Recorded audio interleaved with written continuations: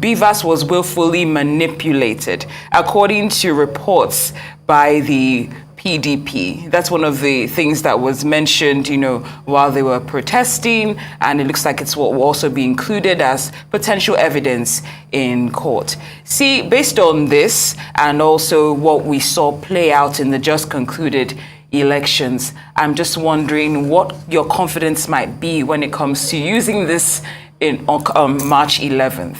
So guys, there's a debate going on whether Inec should use the Bvas or not for the forthcoming governorship and state assembly election.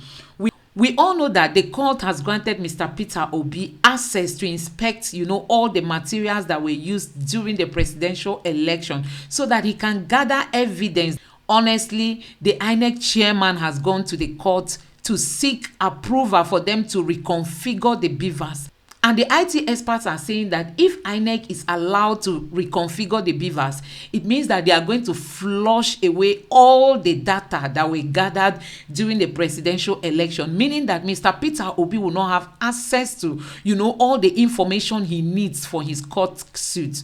So guys, I don't know, what do you think? It appears something is fishing. For me, I think Inec is already in panic. They are trying to hide something. So guys, what do you think? Do you think that the Bvas should be used or not, or we should go ahead to postpone this election? Or do you think Inec should conduct this forthcoming election manually? Please let me know what you think in the comment section below. Please don't forget to subscribe to my channel, turn on the notification bell. Please give this video a like so that YouTube can recommend it to others, and let me know what you think in the comment section below. Thank you. The irregularities experienced with the use of the bimodal voter accreditation system Bvas in the February 25th presidential and parliamentary elections. While the Independent National Electoral Commission INEC says it experienced difficulty, some ICT experts have insisted that the machines worked very well and fulfilled the purpose of introducing them. According to them, the Bvas device is a shift from card reader device that was used in previous elections, and the purpose of Bvas is to identify multiple registrations and sieve them to single registration, while ensuring that one man, one woman is accredited and eligible to vote. Joining us now to discuss this going into the second phase of the elections is Arise analyst, Mr. Dayo Shoboale. Good afternoon, Mr. Shoboale. Thank you so much for joining us on Newsday. Now, of course, Bvas, we've seen from the headlines today. I'll just even grab a paper right now. It literally says that, I'm sorry, that's actually the wrong paper. This is going, it's a comedy. There's a lot happening. When it's started with Bvas. So let's just, thank you. So it's saying that Bvas was willfully manipulated, according to reports by the PDP. That's one of the things that was mentioned, while they were protesting, and it looks like it's what will also be included as potential evidence in court. See, based on this and also what we saw play out in the just concluded elections, I'm just wondering what your confidence might be when it comes to using this on March 11th. Well, my confidence is immaterial because we are going to use it anyway. The Inec chairman has said that is what we are going to use, that they will reconfigure. In fact, there is a case in court. Now asking them not to use it, and they have responded that they will refigure it, or else they will have to postpone the election. But I think the controversy over the February 25th use of Bvas is that it did not function as it was expected to function. The main problem was with the transmission. It was all agreed that we are not using the smart card system that we used in the last election.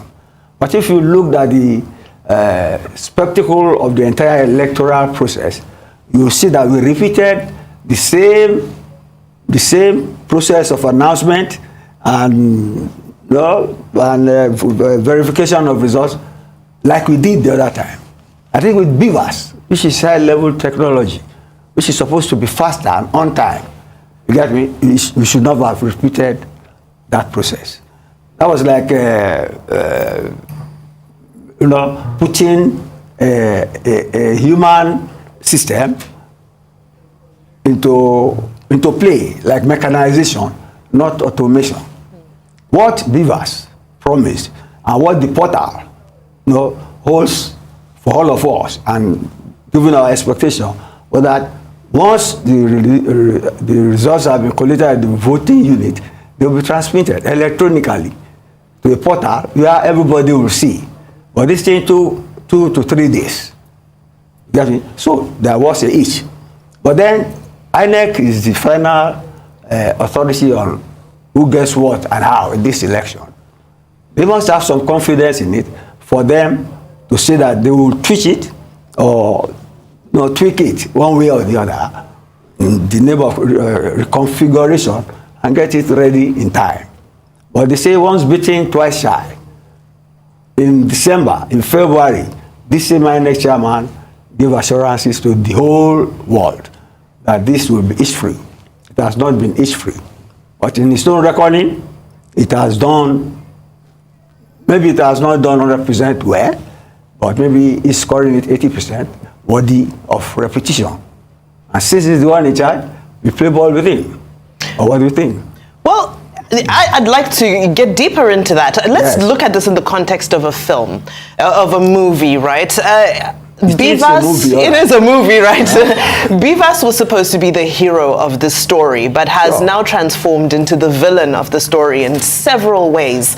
Now, by re-endorsing this villain after publicly acknowledging that we know this is not a hero, could possibly be a hero, but has things we need to work on, should we still base this election that's just a couple of days away on something that we know is faulty, on something that we know is not guaranteed to work on the day? Or should we just put Bvas in the background for the upcoming governorship and State House of Assembly elections and focus on the manual collation that we seem to know how to do so well? Well, it's too late for that. I think speed is the main shortcoming of Bvas in the execution of what it is supposed to do. But then, it's a technology that has to be used and which has been inculcated even in our electoral act. So it is like we can't abandon ship mystery. Do you get me? I think that is why I, in a way, pity the Inec chairman is that they are trying to flog a tired horse. I know you wanted to use another word. To death. But then, you say, no system is perfect. No system is foolproof. You have human beings. Get me? There could be human errors in the application of the functionalities of Bvas and the results portal.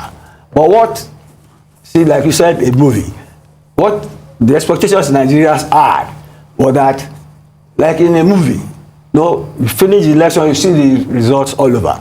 But then, it seems that is utopia now. Or Kenya, where they did it successfully. It's utopia. So we have to live the reality of the inadequacies, get me, of this Bvas. It will not be the fault of the technology. It will not be the human element. Maybe people are not well trained to manage it. Maybe people, because some people said it was put down. You get me? If it was put down, it would not function. You get me? People will have whatever reason for putting it down. It could be technical, it could be mischievous, it could be outright, trying to swindle the election one way or the other. But the fact remains that the best judge of how this technology works, for now, is the man in charge. And he feels confident that we can go on with it. I want to support that so that we just don't derail the entire political system. Thank you, Mr. Shibawale. But what's being alleged here is, he calls it glitches, and what's being alleged is intentional sabotage. And based on reports that it looks like sabotage from what the PDP is saying. Like they willingly ensure that things didn't go well with Bvas. That's what is being alleged.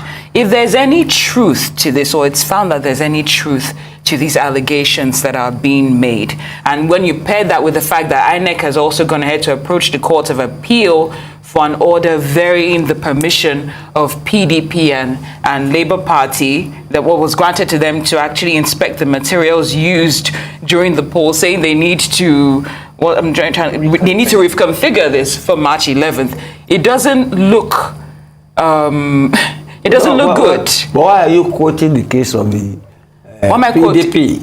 Why am I quoting the case of the? I'm quoting. There are many parties that contested. I'm also quoting I'm quoting PDP and Inec.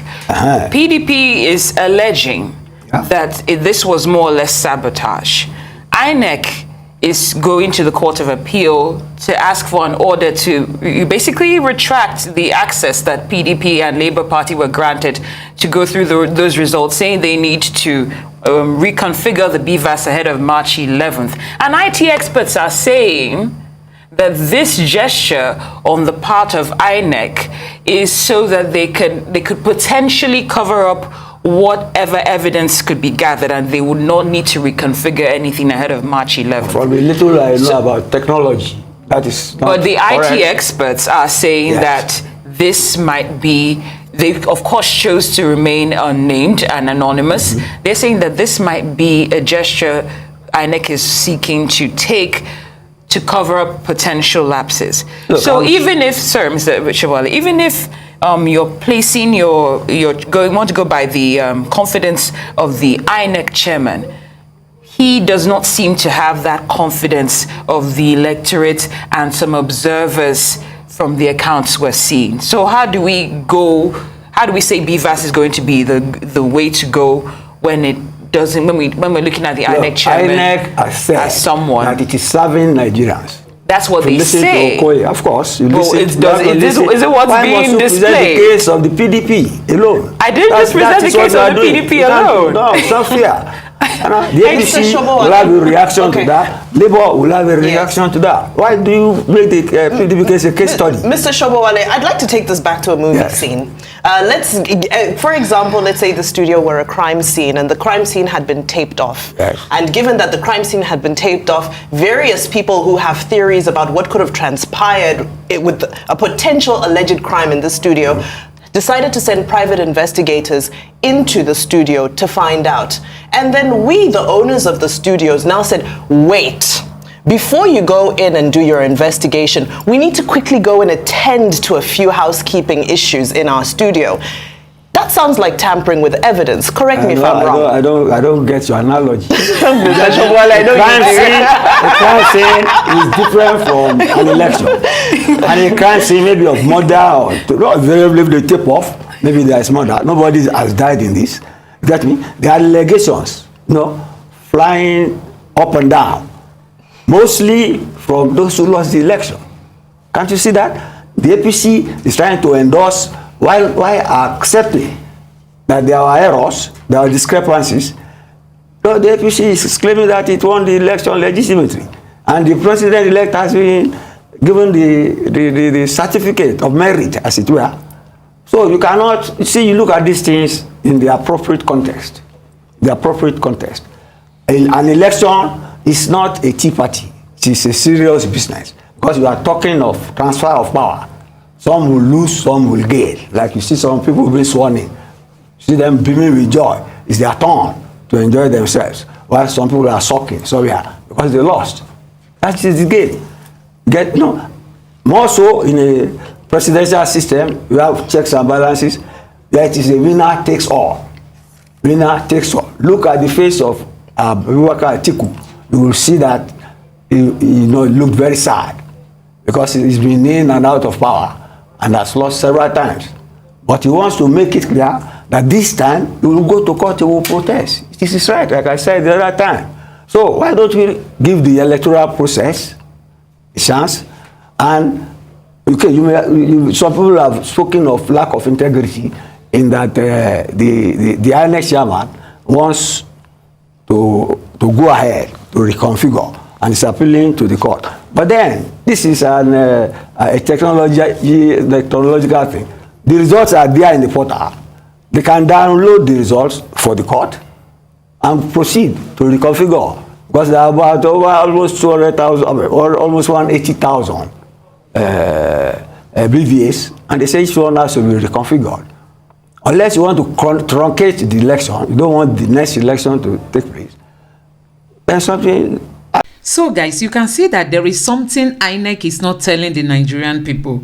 There is something hiding somewhere. There are information that the people don't have access to, honestly. INEC has not come out to tell Nigerians what happened on the 25th of February 2023. INEC has not really, come out to address all the questions, that the people are asking. We all saw what happened, all the ballot snatching, all the places where there was no election, the places that the INEC staff arrived, but they arrived late. There were places that even when they arrived, they didn't have any ink, they didn't have stamp. There were so many funny stories. We don't even want to talk about all the attacks that happened. What about the people that entered wrong results? There are so many things INEC still has to come out to address. INEC is not talking to the Nigerian people. They are just doing their own, at the background, not wanting Nigerians to know exactly what is happening.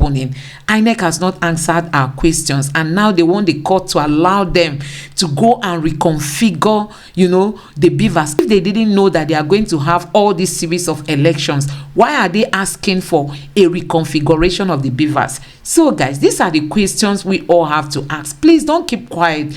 In your own little way, try to ask INEC. Use your platform, use your voice. Are you a celebrity? Everybody has got a role to play for us to have a new Nigeria, and we all know that a new Nigeria is possible. Please don't forget to subscribe to my channel, turn on the notification bell. Please give this video a like so that YouTube can recommend it to others, and let me know what you think in the comment section below. Thank you.